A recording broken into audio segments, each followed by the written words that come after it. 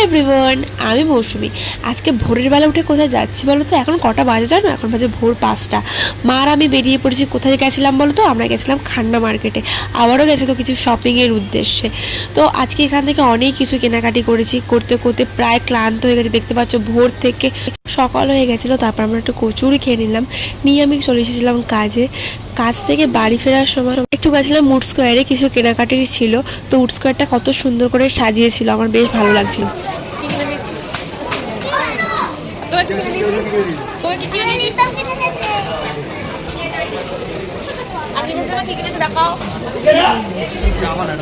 কি বলো?